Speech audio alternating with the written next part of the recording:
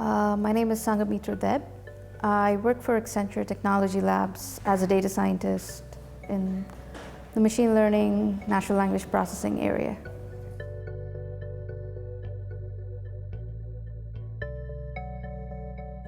Well, I'm still about to speak, but in general, I think the exciting parts about Data by the Bay and the entire conference was to kind of recognize the cutting edge spaces where text or NLP kind of work is happening, and also a recognition of the fact that most people agree that models are not the most important part, but rather getting the right data, getting the right labels, cleaning the data, and that part of the work is way more important than the cool machine learning part.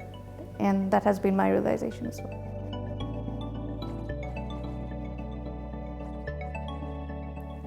Well, there is a lot of data.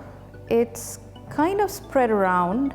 So one of the jobs, what makes it challenging is also to assimilate all the data and get like a wholesome insight out of it.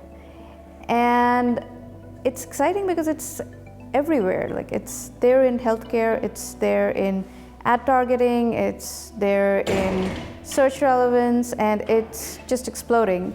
There's a lot of information there. We have only teased out a tiny bit from it. And it's exciting that there's so much to do.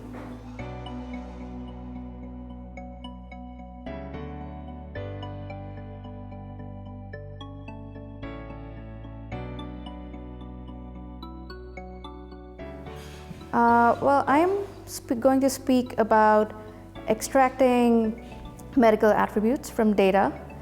And the most interesting and challenging part about it is how such extractions can fuel personalized medicine.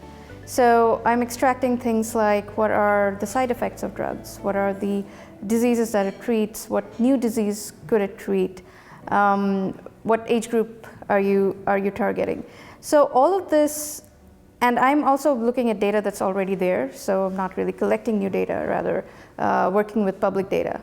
And the thing that's going to come out of it is like a 200-pound man with some disease will not get the same medicine as like someone like me, a 100-pound person with the same disease but a completely different ethnicity or gender and other things. So it's an age where not just my work, but all of the talks that I'm hearing today, where these are like the different blocks that are coming in to fuel personalized medicine.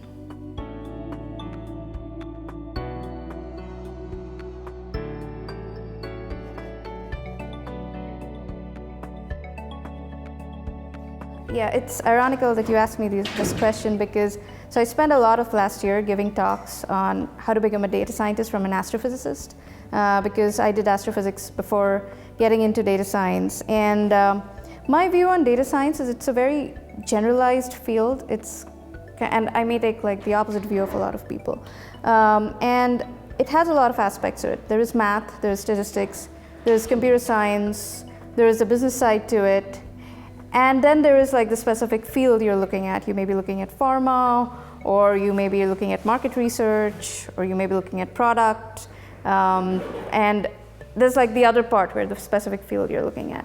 And it's very hard to be good at everything.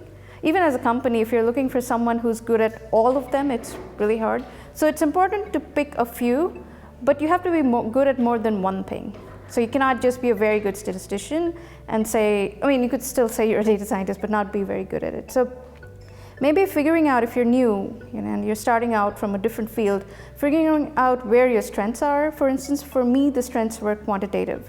So I chose the parts that were quantitative and I kind of honed on it. And I had done a lot of talks in academia, so I also chose communication as one of the things that I wanted to work on. And like choose a few from these and work on them and find like the right fit on the other side.